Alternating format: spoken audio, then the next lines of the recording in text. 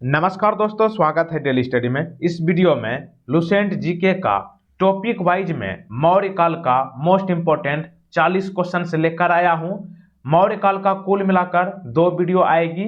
आज की वीडियो में 40 क्वेश्चंस, इसके बाद और क्वेश्चंस हम लोग देख लेंगे। तो आप लोग चेक कीजिए कि इस 40 में से कितने प्रश्न का सही जवाब कर पाते हैं, और प्रत्येक प्रश्न का जवाब सोचने के लिए आपको 3 सेकंड मिलेंगे। ज्यादा समय चाहिए तो आप वीडियो को रोक लीजिएगा। तो चलिए शुरू करते हैं। पहला प्रश्न आपके स्क्रीन पर है, चाणक्य का अन्य नाम क्या था? What was the another name of Chanakya?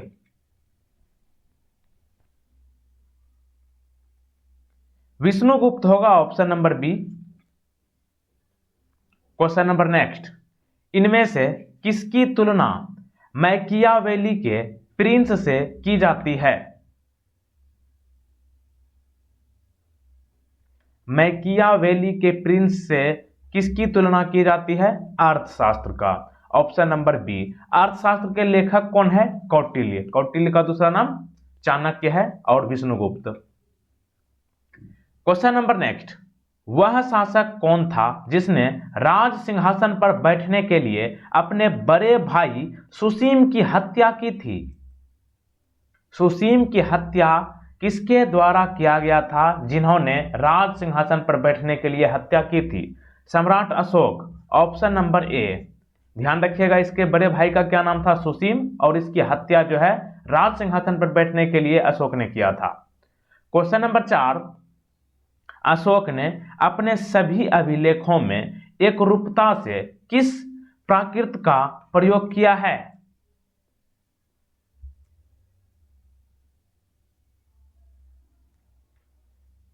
Ardhamagadhi होगा। ऑप्शन नंबर ए। प्रश्न संख्या 5, बिंदुसार ने विद्रोहियों को कुचलने के लिए अशोक को कहां भेजा था?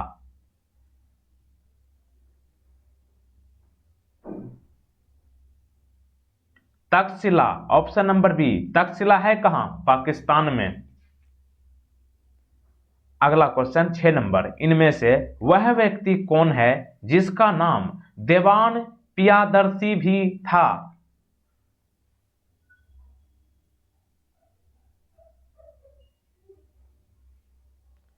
मौर्य सम्राट Ashok. Option A. Question number next, Kautilya Chanakya किसका प्रधानमंत्री था? ये दोनों एक ही व्यक्ति का नाम है, चाणक्य, कौटिल्य या फिर विष्णुगुप्त। ये किसका प्रधानमंत्री था? चंद्रगुप्त मौर्य होगा। Option number B.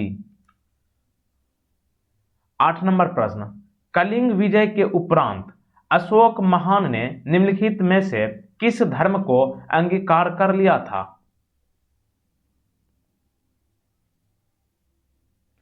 कलिंग युद्ध जीतने के बाद अशोक ने किस धर्म को स्वीकार किया था? बौद्ध। ऑप्शन नंबर बी सही जवाब है।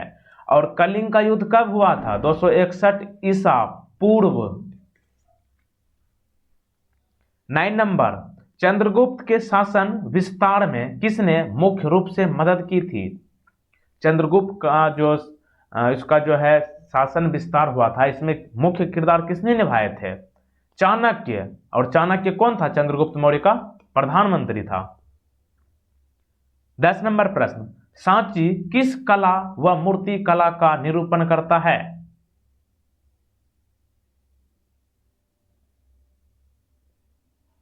ऑप्शन नंबर बी, बौद्ध। और सांची एक स्तूप जो है, सांची का स्तूप किसने बनवाया? अशोक ने। है कहां सांची का स्तूप? मध्य प्रदेश में, और ये बौद्ध से संबंधित है। क्वेश्चन नंबर 11, प्राचीन भारत का वह प्रसिद्ध शासक जिसने अपने जीवन के अंतिम दिनों को जैन धर्म को अपनाया था? मतलब वह प्रसिद्ध शासक कौन था जिन्होंने अंतिम दिन में जैन धर्म को अपना लिया था? चंद्रगुप्त मौर्य। ऑप्शन नंबर ए। क्वेश्चन नंबर 12, मौर्य साम्राज्य की स्थापना किसने की?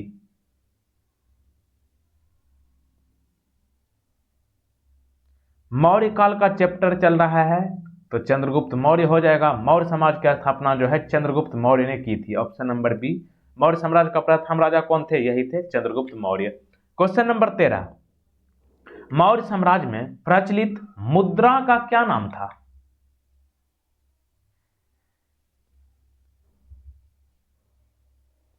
मौर्य साम्राज्य में करेंसी को क्या कहा जाता था? पन। ओके, पन, ऑप्शन ए। क्वेश्चन नंबर 14, निम्नलिखित में से कौन मौर्य वंश का शासक नहीं था? इनमें से कौन मौर्य वंश का शासक नहीं है?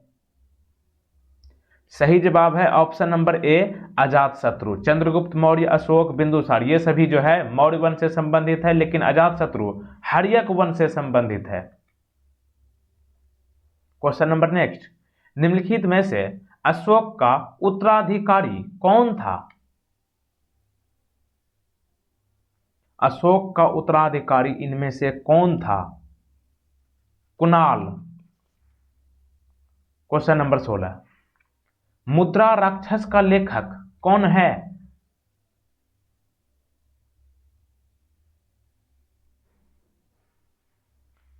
सही जवाब option number B, Vishakhadatta. Question number 17, Malwa, Gujarat और महाराष्ट्र किस शासक ने पहली बार जीता था?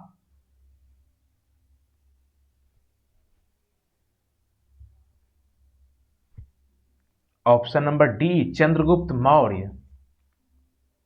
क्वेश्चन नंबर नेक्स्ट, अर्थशास्त्र का लेखक समकालीन किसका था? यानी कि अर्थशास्त्र के लेखक जो है वो किसके समकालीन थे?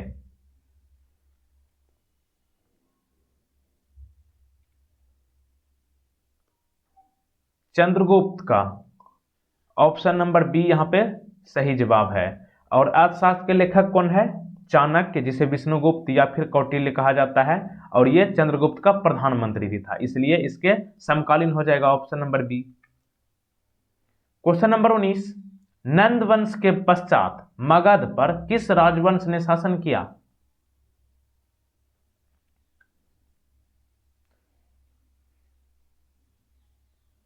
ऑप्शन नंबर ए, मौर्य वंश। अगला क्वेश्चन 20 नंबर, मौर्य कला में शिक्षा का सर्वाधिक प्रसिद्ध केंद्र कहां था? मौर्य काल में शिक्षा का सबसे ज्यादा केंद्र जो है तक्षशिला में था। ऑप्शन नंबर सी, तक्षशिला है कहां? पाकिस्तान। ये बता भी चुका था वैसे। और आगे बढ़ने से पहले आपको बता दूं कि चैनल पर नए हो तो चैनल को अभी तुरंत सब्सक्राइब कर लें। चैनल को सब्सक्राइब करने के बाद जो है आप इस बेल आइकन को प्रेस करने के बाद इस ऑल नोटिफिकेशन वाले बेल आइकन को क्लिक करके रखना है, ताकि नए अपडेट का नोटिफिकेशन सबसे पहले आपको मिले। और इस वीडियो का आप पीडीएफ बिल्कुल फ्री में डाउनलोड कर सकते हैं। लिंक नीचे डिस्क्रिप्शन में दिया गया है टेलीग्राम का, वहां पे आप ज्वाइन कर लीजिए। ओरिजिनल टेलीग्राम ज्वाइन कीजिएगा इस लिंक के सहारे, तब आपको ओरिजिनल पीडीएफ भी बिल्कुल फ्री में मिलने वाला है। तो चलिए आगे चलते हैं और अंत में वीडियो को शेयर कर दीजिएगा खत्म होने के बाद। क्वेश्चन नंबर नेक्स्ट, मेगास्थनीज की पुस्तक का क्या नाम है?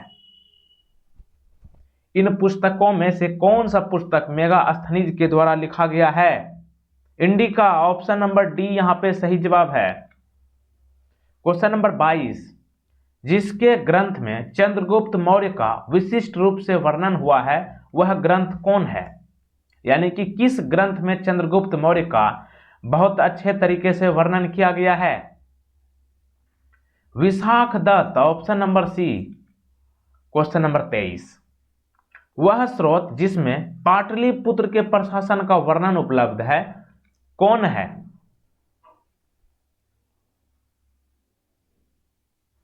मेगास्थनीज वाला पुस्तक इंडिका, यानी कि इंडिका के लेखक कौन है? मेगास्थनीज। और इसमें पाटलिपुत्र के प्रशासन का वर्णन बहुत अच्छे तरीके से किया गया है, option C. Question number 24, Ashoka के शिलालेखों में प्रयुक्त भाषा कौन है? अशोक के जो शिलालेख है इसमें कौन सी भाषा है? प्राकृत हो जाएगा, ऑप्शन नंबर बी। अगला क्वेश्चन 25 नंबर, इनमें से किस मौर्य राजा ने दक्कन की विजय प्राप्त की थी?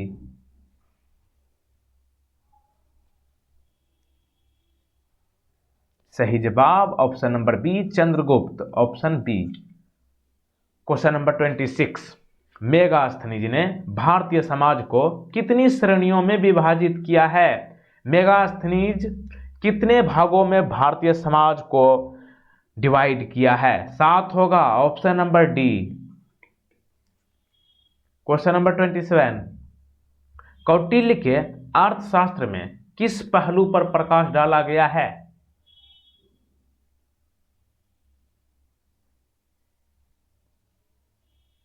आप लोग क्या आर्थिक समझ रहे थे कि अर्थशास्त्र है तो अर्थ हो जाएगा? जी नहीं। कौटिल्य के द्वारा अर्थशास्त्र पुस्तक जो लिखा गया है, इसमें राजनीतिक नीतियों के बारे में बताई गई है। डायरेक्ट प्रश्न पूछा गया है कि अर्थशास्त्र पुस्तक किससे संबंधित है, यानी कि किस विषय से? राजनीतिक विषय से संबंधित है। क्वेश्चन नंबर 28, पाटलिपुत्र को किस शासक ने सर्वप्रथम अपनी राजधानी बनाई थी?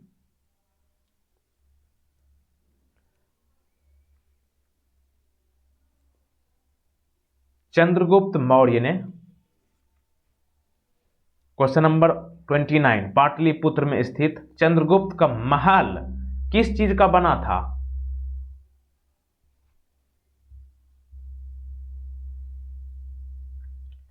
चंद्रगुप्त का महल जो है लकड़ी का बना है। Option number C. कहां? पाटलिपुत्र में। क्वेश्चन नंबर 30, किस अभिलेख से यह साबित होता है कि चंद्रगुप्त का प्रभाव पश्चिम भारत तक फैला हुआ था?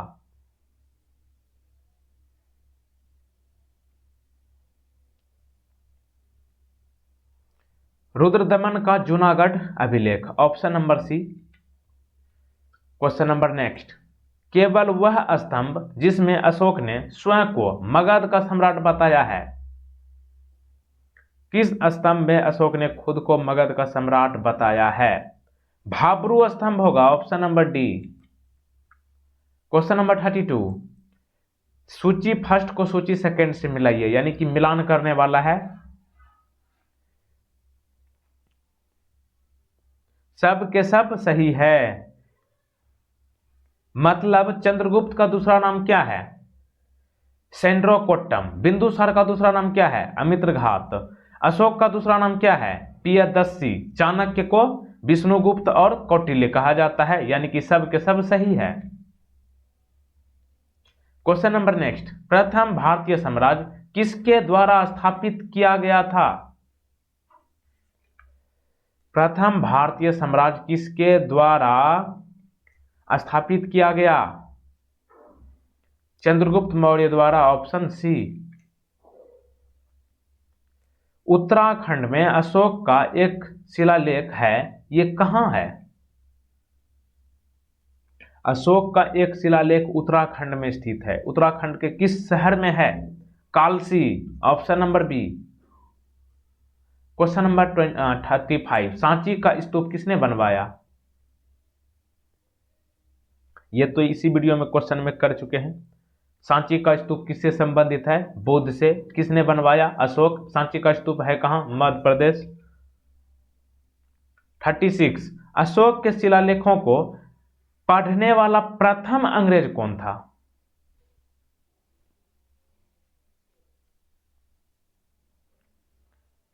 James Prinsep. Option number D.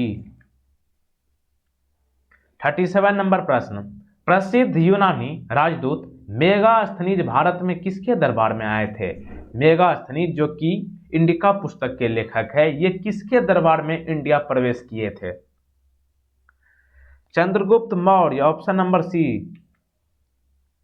38 number प्रश्न, चंद्रगुप्त मौर्य ने सेल्यूकस को कब पराजित किया?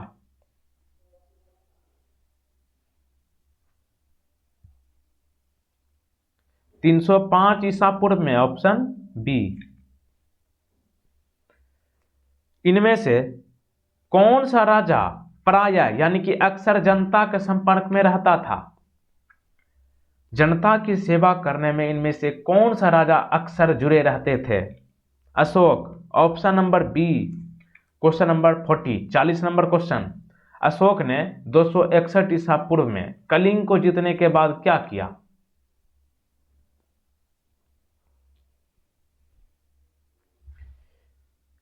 अशोक दयालु दिखाए। 261 ईसा पूर्व में जब कलिंग का युद्ध जीता तो उन्होंने देखा कि युद्ध में बहुत सारे ब्लड को देखा, ठीक ना, यानी कि खून रक्त को देखकर ये युद्ध की नीति को सदा के लिए त्याग दिया। यानी कि डायरेक्ट प्रश्न पूछेगा कि अशोक ने युद्ध की नीति को किस युद्ध के बाद त्याग दिया था।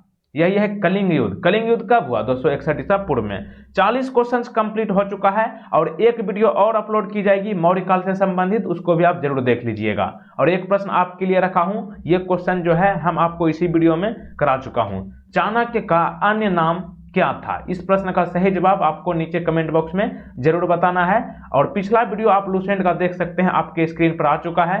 और इस कोने में आपको लुसेंट जीके का प्रैक्टिस सेट और टॉपिक वाइज का प्ले लिस्ट मिल जाएगा, वहां पे सारे वीडियो आपको मिल जाएंगे, तो आप उस वीडियो को जरूर देखिएगा। इस वीडियो का पीडीएफ आप लोग डाउनलोड कर सकते हैं, लिंक नीचे डिस्क्रिप्शन में दिया गया है। टेलीग्राम का ऑफिशियल चैनल डेली स्टडी, या फिर डेली स्टडी जो है आपको टेलीग्राम में बिना स्पेस के लिखना है, इतना चीज डेली स्टडी ऑफिशियल बिना स्पेस के, तब आपको ओरिजिनल चैनल मिल जाएगा। वहां पे पीडीएफ आपको बिल्कुल फ्री में मिलती है। तब तक देखते रहिए डेली स्टडी। जय हिंद, जय भारत।